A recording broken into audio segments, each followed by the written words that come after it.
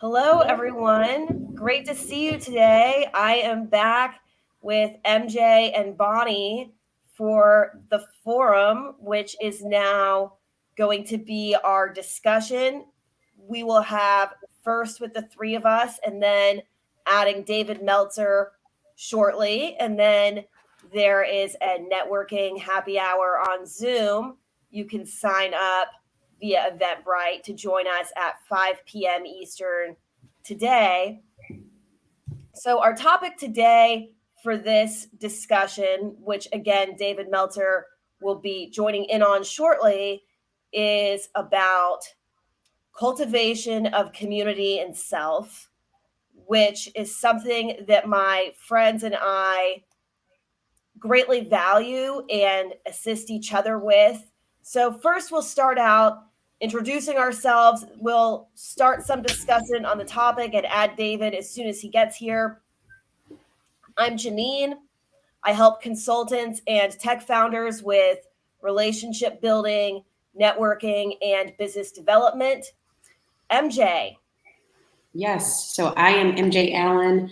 I am a business development consultant, and I focus on helping early stage tech founders and entrepreneurs ship their products to early adopters using social selling. Awesome. And Bonnie. Hey everyone, I'm Bonnie. I am an anxiety coach. I demystify anxiety so that you can live a more serene life. So that's me in a nutshell.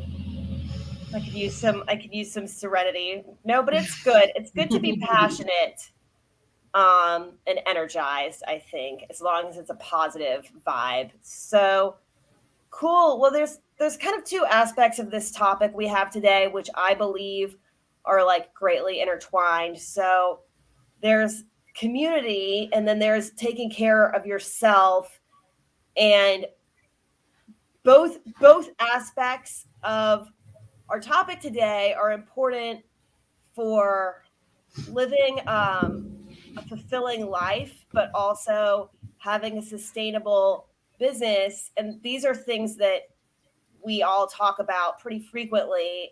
So I would love to hear what thoughts you guys have today. If there's anything immediately coming to mind you would like to share with everyone. Bonnie, I guess I'll let you start, and then I'll hop in. Okay. So yeah, I have lots of thoughts about this. We could talk for hours and hours. Something that I've just kind of come to realize myself recently is so we all know relationship building is important, building community is important, having a support system is important, having people around you that kind of vibe and match your core values and energy is all really important. And I think for me, I've come to realize recently that I really love connecting people. Like really, really. Like I kind of knew that I did, but I didn't really realize how much I really love doing that. And so I've been doing a lot of outreach for the different businesses that I'm working on and having one-on-one coffee chats. And for me, I've realized that meeting like the right people with the right energy almost turns me into somewhat like an extrovert, and it like really fills me up. Like I get super excited. I had people I was supposed to talk with for 20 minutes yesterday. The conversations were running like an hour, and we were like scheduling more time with each other. And that all ties back to our mental health, right? Like when you've got people who are really in alignment with who you are and your core values, even if you don't share like the same passions or interests, like it's at the core, you're, really aligned. It like amplifies your energy. It amplifies your mood. That helps your mental health. You're feeling kind of happier and joyful and all of these different great things. And so for me, it's just allowing the interactions that I'm having with people to not necessarily like they don't have to be business focused, right? Like I'm meeting people and I'm building these relationships, and, I'm making friends as an adult. And I know we've had other conversations about this, but it's just allowing, like, I said, allowing the interactions that I'm having with people to not necessarily like they don't have to be business focused, right? Like I'm meeting people and I'm building these relationships, and I'm making friends as an adult. And I know we've had other conversations about this, but I think that being able to do that it's really good for our hearts, our minds, our bodies, our souls, just to have that kind of, energy and connection with other people, really. So, Yeah, thoughts. that it's interesting because what I've noticed over the past couple of weeks with me, doing some in-person events and then connecting with people afterwards, right? On a deeper level, really figuring out um, what their needs are. Yes. And then also how I can serve them with the needs, with my talents. So I can relate to that because, again, like you mentioned with the coffee chats, um, just hearing where people need not only your service, right? Like you said, it's just not always business related. Sometimes they just need a listening ear. Sometimes they just need someone to help them connect the dots, right? Yeah. And being that individual to help them do that, being that individual where you're not necessarily looking for something in return. You're just giving because ultimately the work that you are doing, you're going to receive, from that work as long as you are coming from a genuine place. Right. You'll receive it back, and it may not be directly from that individual, right? Yeah. It may not be directly from them. It will come in a form from somewhere else. And honestly, I do not even concern myself with where it comes from because I know that the energy and the intent that I am putting out there, I'm going to receive. I'm going to receive it back, right? But it is so fulfilling. It is so. It's just good to me. It's like a good energy. You know how you mentioned, Bonnie, about being an extrovert. I see myself as an extrovert, especially when I'm going into spaces and there is people I just don't know, right? But I'm not afraid to have that conversation. I'm not afraid to, um, you know, hop on calls with them and just see where I can add value and to see where I can serve and to see where they have a need, right? Um, and then I'll also say with the community aspect, that is a piece that personally, I'm still trying to figure out what best works for me because I don't want to develop a community, number one, that is just leaning on me, right? I think with the community, the individuals that you are bringing together, they have to have that common thread and also be able to lean on each other. So, Absolutely. I love what you said about reaching out and then just listening to see where you can support, because that was my intention, right? And making these connections. I went to virtual networking events. I'm still not doing stuff in person, but I went to a bunch of virtual events and then intentionally reached out to every single person that attended these events and uh, asked them if they would, have virtual coffee with me. And that was exactly it. I'm taking notes. And I'm like, okay, great. I was like, I know this person that could use these services from you, and I'm going to connect you to this person, and this person might be able to help you out with this, or you know um, so it is about it. And it's so interesting too when you get people on these calls and they almost, some people are kind of have like their defenses up because they're expecting you to sell them something. And the first thing out of your mouth is like, hey, so tell me a little bit about what you do. And I want to see, who I know that might be able to either help you or use your services. And they're like, oh. And then like it disarms them and the whole conversation, the energy of the conversation shifts. So I'm curious, Janine, what your thoughts are on, these coffee chats and meeting. I know you've been meeting with people in person too. And so I'd really love to hear some about that. So well, I have a funny story. I have a funny story from meeting somebody randomly in person this morning. But yeah, coffee chats. I mean, frankly, the power of doing that. Okay, so I have pivoted my career through coffee chats. Basically, I mean, yes, you have to find the people to coffee chat with, obviously. So that's the networking events or whatever other communities you can be in, like David Meltzer's coaching group, which is how I met you, Bonnie. And then MJ, we met on Lunch Club, which I've been less involved in, but it's been a good resource as well. And obviously MJ has been an enduring friend from that. Yeah, I mean, I did exactly, I know you and I have discussed this, but I mean, pretty much my story is like, right, I was a recruiter. I was in corporate. I quit in 2019. I started going to networking events about 6 months after that. Right before COVID, I went to the Entra event, and ever since then, I really dug into the opportunities to like meet with people. And when everybody was completely virtual, right, Bonnie, I did that so many times that I was able to just kind of find my way forward with opportunities and like shifting into a completely new and self-owned and managed business, doing things I love. So, okay, the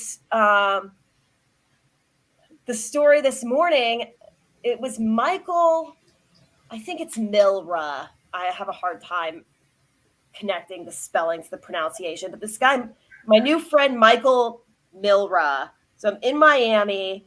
I went out front, my car. Well, you guys, Bonnie and MJ have been like tortured over like the damn rental car saga. But like, so the rental car came up in the valet. And so my new friend Michael, who to this point was just sitting out there, whatever, like working on this patio, but he's like 10 feet from me in the car. He goes, "Oh, the weather must be much better here than Connecticut."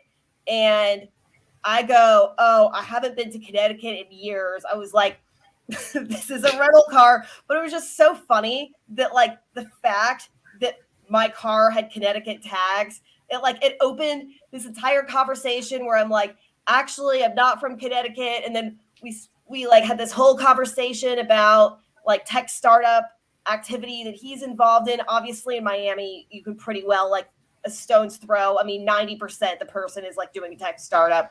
So it's like the new Silicon Valley, except with a crypto twist. But anyways, the whole thing, I don't know. That's just kind of my in-person story of the day, is that it was like, and people have, in some cases, I've heard people say that they don't like small talk or have like a negative attitude about like talking about the weather. But like the irony is not lost on me that my new friend or like new friendship was made like literally by talking about the weather. But we didn't have to talk about the weather for that long. So it just goes to show, it's like, right, if you have that good like energy, if you're not just like, overly focused on just like selling, whatever it is that you open the conversation with is going to be like a gateway of like new relationships and opportunities. Yeah, absolutely. And I am I echoing? Yeah. I just wanted to connect kind of like what you said with what MJ and what I was talking about too, is for those of us who are typically, like, I would label myself as an introvert, right? But most of the people that I talk to are like, there's no way you're an introvert.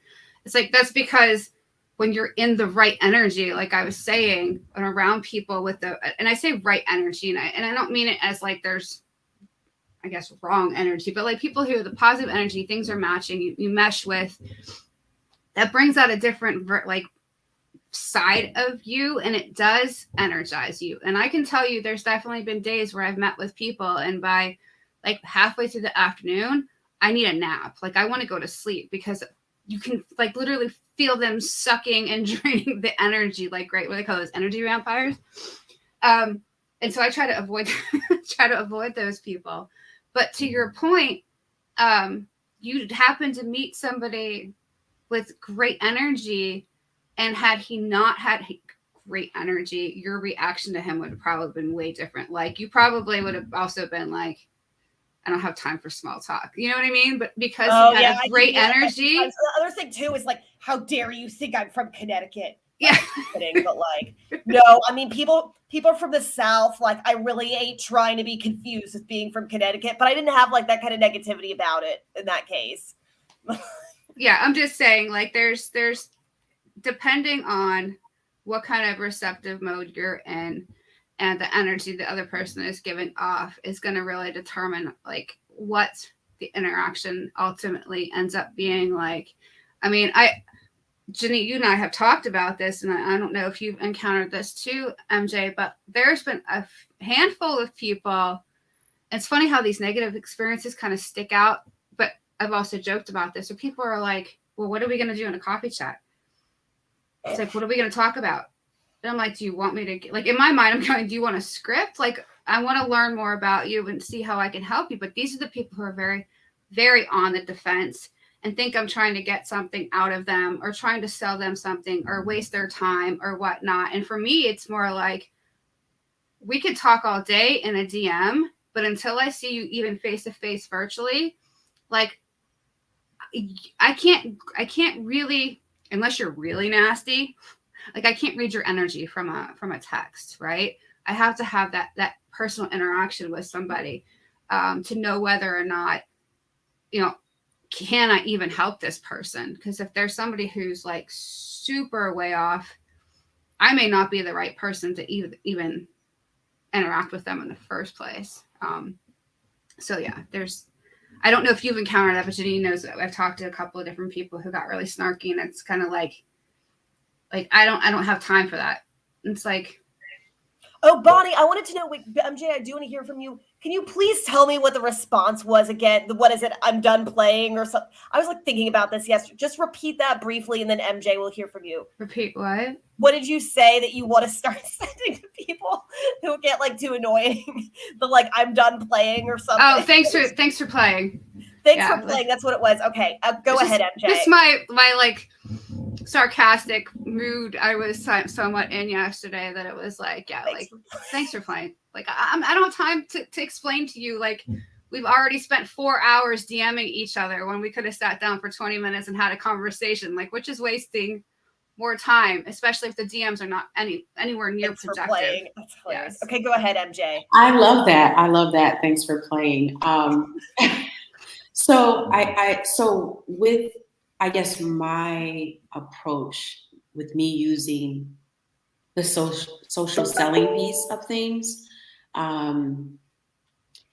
yes. So I get that people, when you're interacting with them and you're asking for these virtual chats, yes, some of them do get on the defense. I remember last year I did a trade show, and I'm literally walking around this trade show, interacting with different, brand owners, trying different products, just having an interaction with them. And usually my approach is I like to take their card and or their contact information.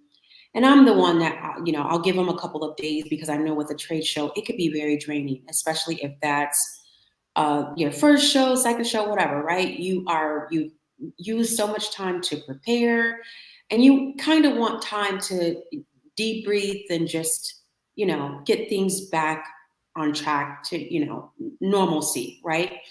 And so I give them a couple of days. I'll send a quick email just thanking them, for meeting them. I make sure that I point out something that something that may stick out during our conversation.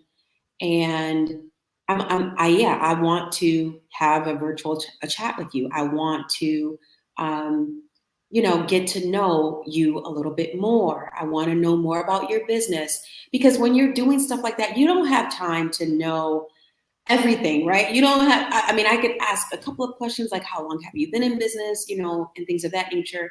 But in terms of like, what's your business model? What has worked with marketing? What hasn't worked? Like, that requires me getting on a chat with you to figure out, how can I be of service? How can I help in some form or fashion?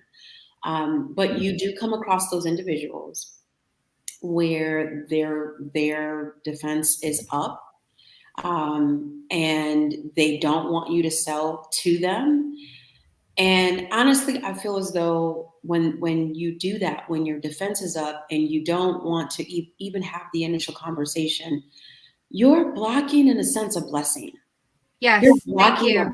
blessing. You're blocking a blessing because for me, I'm coming to the situation, like even if I can't help in a business format, like how you mentioned, Bonnie, there's this book called Super Connector, and I forget who the author is at this time, but what you mentioned in terms of being a connector, I go back to that. I look at myself as this super connector, where if I may not be able to help you in the business per se, but if Right. I can help you with another connection, if I can help you with another, if I can give you a book suggestion, if I can give you an article to read, if I can give something to you, don't block your blessing. Don't just take the defense and be like, okay, no, I don't want you to sell to me. Don't do that.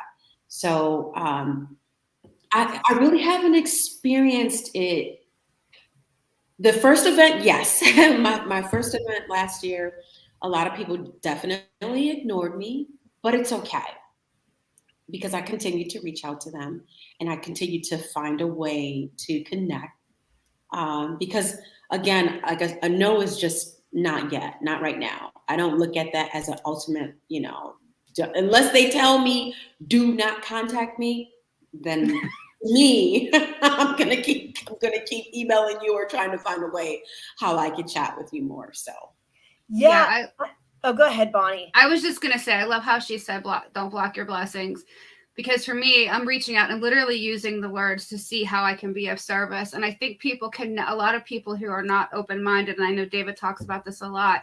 Um, when they're not open minded, they're not ready to receive what it is that you're offering, whether it's an advice or an article or a connection. And David calls those sponsors and power I think we sponsors. should bring David. I think we should Oh, bring is he David here? in now because he's here and we keep talking about him. But yeah, just quickly, so hi, David.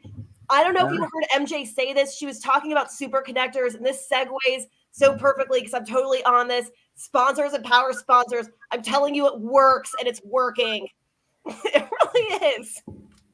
Yeah, well, I built and shifted my entire sales career, executive career in a simple way. And the idea is really about connectivity, about inclusion, about equity. And it's that, look, there's only two types of people in my life. There is either sponsors, people who know someone that can help me, or there's power sponsors, people that can help me themselves and they know someone that can help me. What determines whether you're a sponsor or a power sponsor to me is really simple. It's two things. One, timing. Second, timing of the open mind. What do I mean by that? Everybody on earth at one time or another has an open mind. Even the most closed minded, uh, completely ignorant, arrogant people, there's certain moments that they have an open mind. And to that same matter, Sadhguru, Deepak Chopra, Jack Canfield, Bob Proctor, all of my amazing open-minded mentors, believe it or not, at times have closed minds.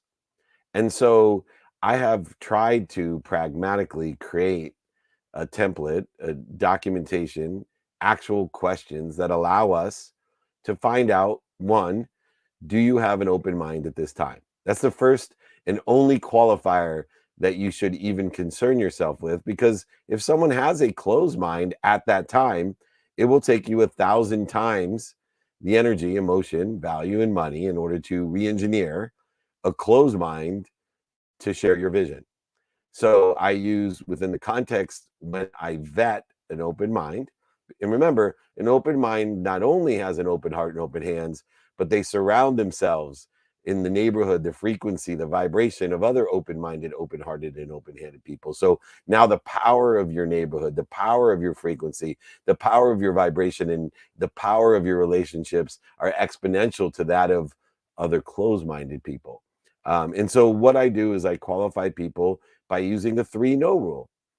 And the 3 no is universal, the way that I utilize it. And it's, hey, what are you doing today? And if someone has an open mind, they're going to share with you what they're doing today. And if they don't, they're going to tell you to F off. or be very short with you. It's not very difficult to find out whether someone has an open mind or a closed mind. It's much more difficult to find out whether you're a middle-aged mutant turtle that makes over $1 million and has, worked in the wireless and sports space or whatever criteria that we look for, specific avatars that we're trying to share a vision with. You're much better off finding one of my open-minded nephews and asking them for help to get to me than trying to call me directly and asking me for help. And that's because if my nephew calls me, I'll make him a priority. And if he says, Dave, you need to help MJ, I'll help MJ. And I will have an open mind at that time. But the 3-no rule allows us to go ahead and walk away after 3 no's. And the way that we walk away is utilizing time as the indicator of why we're walking away. Hey, MJ, this is obviously not the right time. We haven't been able to get together on 3 different occasions. Hey, when it is the right time, knowing that every human on earth, even the most ignorant, arrogant, hateful human beings, at times have open minds, that, hey, if it's the right time, give me a call back. I'd love to share my vision about, raising money for this or helping you or doing whatever it may be. 50% or so of the time, and, I know Janine and Bonnie know this of me, my favorite statistic in the world is 99% of all statistics are made up. So I made up the 50%. So, but I'm just estimating about half of the people, when I utilize the open-minded approach and vet it through a 3-no rule, about 50% of the people accelerate the time and they get back to me.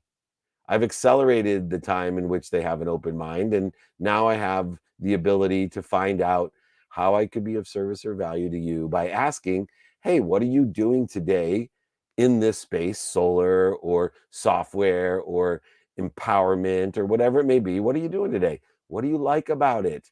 What don't you like about it? So now I have credibility and emotional attachment. And then I can say, would it help you if? And now anyone that's listening, I have templated this stuff. So you can just use it like a cookbook. You can go down, you don't have to remember it. You just got to access it. You can utilize this, and Bonnie and Janine will tell you, by utilizing this template of open-mindedness and then facilitating open-ended questions of what are you doing today? What do you like? What don't you like? And would it help you if? We now can determine how we can be of service or value, how we can be a sponsor or a power sponsor to that person.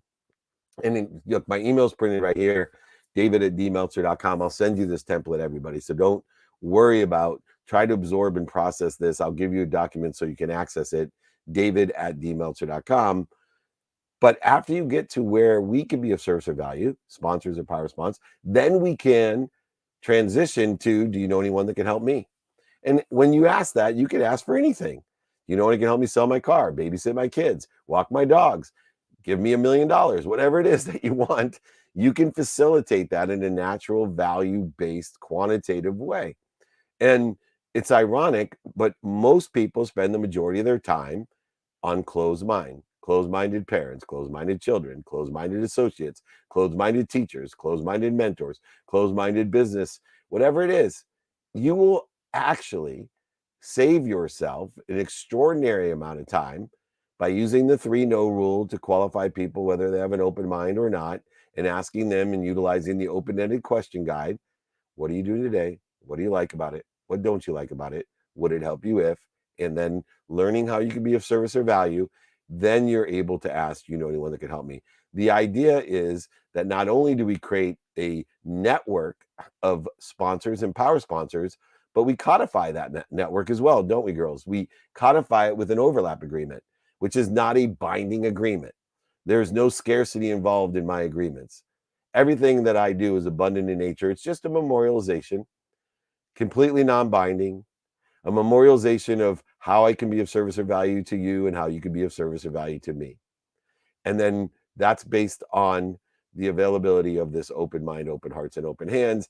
And this exponentially grows upon itself. So instead of living in a world of 6 degrees of separation, determined upon your attention and intention in the coincidences that seem to arise or appear in your own awareness, you are now 1 degree of separation, because not only have you memorialized it, you placed it in a repository that's accessible so that you could search it and say, what was the name of that wonderful girl in New York that does this. I know someone that can help her. And I can search that because I will tell you, I know one thing about everything that I know. Number one, I don't know what I don't know. Two, if I do know what I do know, I'm going to forget it. And so I better have a system to access all of these wonderful sponsors and power sponsors and how I can be of service or value and how they can be of service or value to me. Finally, in this idea of service or value and how, remember, when we know what we want, it's a possibility. So we go from no thing to a mathematical advantage of knowing what we want. If we know what we want, we can determine very quickly if someone has an open mind to understand or share in what we want. But once we create this memorialization and find out who we can be of service or value with what we want and who can help us with what we want, it goes from a possibility to a mathematical advantage of a probability. And now we can utilize a pragmatic system of open-ended question guides, memorializations, overlap agreements, and of course, this 1 degree of separation in order to figure out how best, most efficiently, most effectively, with statistical success, can we get it done. We can adhere to the lenses of productivity, of providing value, accessibility, being accessible to more people, but also accessing and receiving what we want. And most importantly, it is the time determinative of gratitude. What do I mean by that? People understand gratitude. They utilize it in the wrong way because, number one, they have no coherence or discipline in gratitude, meaning most people believe in gratitude, understand the power of gratitude, but they don't remember to say thank you or to find the light, the love, and the lessons, or to actually do it. So there's no actual execution on this lens of gratitude. Where time comes into play, as it does into the open-minded qualifier, is that most people, they spend their extraordinary amount of time utilizing closed minds in that respect, but they know one thing: I'm a grateful person. Therefore, I'm going to find the light, the love, and the lesson in this abusive relationship. I'm going to find the light, the love, and the lesson in the no. I'm determined to continue to find the light, the love, and the lesson. It's actually gratitude itself that becomes a deterrent for their success because they're not utilizing time in order to effectuate gratitude, saying, hey, of course I can find the light, the love, and the lesson in this asshole, but it ain't worth my time. I'm only given 1,440 minutes today. I'm only given 24 hours, and I've created an extraordinary exponential community of power sponsors and sponsors that are going to feed me. Why the heck am I living my life with people that are bleeding me? Because I don't know how to use gratitude. I can't find the light, the love, and the lessons in a closed mind or an asshole. And so what I want you to do is utilize the lens of productivity, accessibility, and gratitude in order to determine, is this worth my time? Is this sponsor or power sponsor, which everybody is, it's just a matter of time, is this sponsor or power sponsor that I have come across in person, on the phone, via email, via traditional media or social media, is this worth my time? And then as I explore that and I get to the how, I then reassess for that day. Is this opportunity, person, event, situation, in gratitude, utilizing productivity and accessibility in my time? Because there's so much opportunity, so many options, I need to prioritize by those things that feed me. And the way that we prioritize those things that feed me is to know what's important to me. Not what's important to other people, not what's important to what's missing, what we don't have or what we don't want.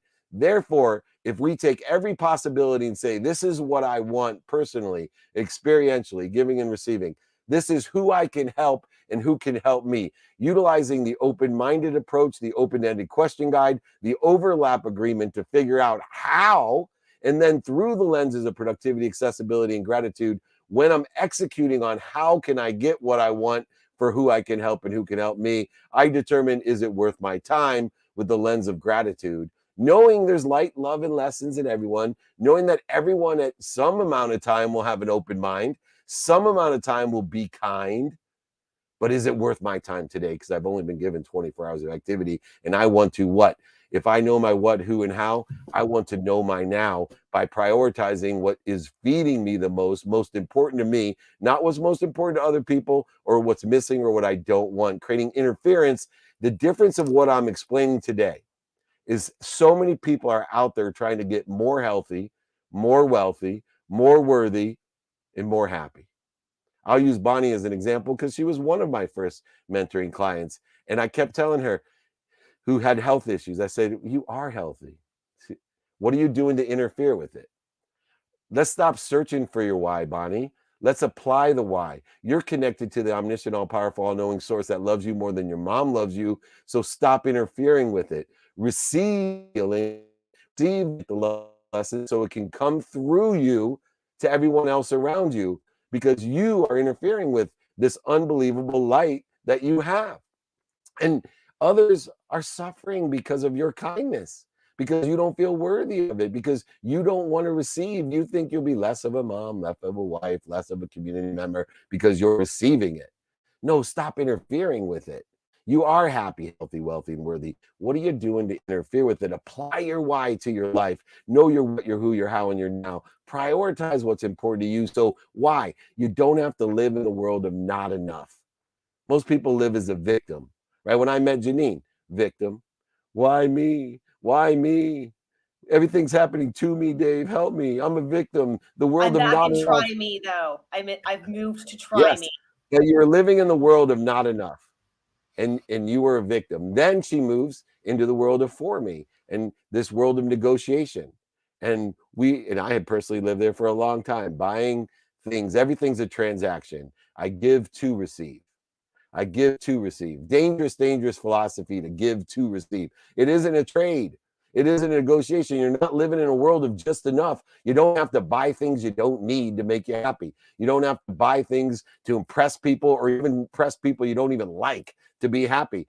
All you need to do is live in this world of more than enough, knowing and having faith there's something bigger than you that loves you more than your mom loves you, that has an omniscient, all powerful, and all knowing of more than enough of everything for everyone. And you're just interfering with it. So you need to realize that instead of being punished, you're being protected and promoted when your spouse leaves you, or the job that you wanted doesn't come about, or the opportunity doesn't adhere or line up the way you thought it would. You're being protected and promoted.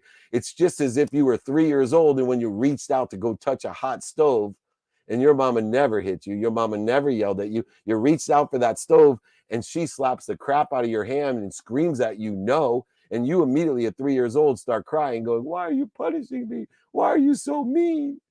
Why me? And then your mom hugs you and says, I'm not punishing you. I'm protecting you, baby. I just know what the stove's going to do to you.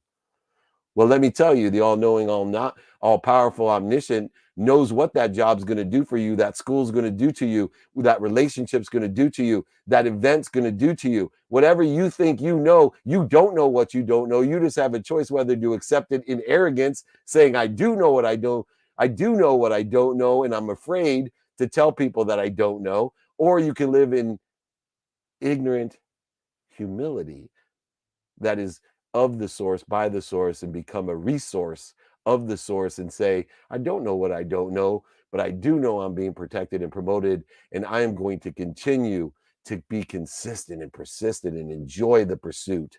Enjoy the pursuit of only one thing, my potential, knowing my what, my who, my how, my now, applying my why, so that not only do I appreciate everything I have, adding value to it, expanding, growing, accelerating, symbiotic with the universe, but I acknowledge it, not only by giving it away, acquiring the knowledge by allowing it to be lost, stolen, manipulated. Through the lessons I learned, will only gather more appreciation in the acknowledgement of what I don't have anymore. You cannot know what you've had until it's gone.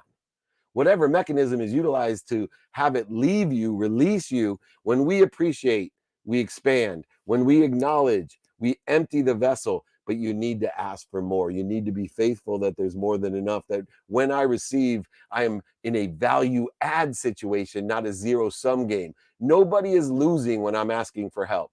Nobody is losing when I'm receiving. all I'm doing is filling up my bigger vessel so I can acknowledge that and even ask for more, because this process of appreciation, acknowledgement, and receiving will expand, grow, and accelerate everything that you want so you can give it to others. So no longer are you going to give to receive, you're going to receive to give. You're going to live in the world of more than enough of everything. You're going to live a life of applying your why. And if you do that, I promise you, you will make a lot of money to help a lot of people and have a lot of fun. You will empower others to do the same and elevate yourself to elevate others in that manner. That's my mission in life. That's why I'm here. If anyone wants to learn about open minds or open-ended questions or anything that I teach, it's all for free. David@dmeltzer.com. I appreciate the opportunity to be here, ladies. I apologize, but I'm gonna have to leave. Thank you, thank you, thank you. Thank you, David. We're so glad you're here, and we're so glad you're receptive to questions, because I'm sure all of us, both on stage and off, have so many questions for you. At least Bonnie and I can send them. We could talk to you once a week with them. Yeah, if anyone else wants to join that group, Bonnie and Janine will tell you what extraordinary group that we have that meets once a week. And even if you miss the group, you get the replays in the network.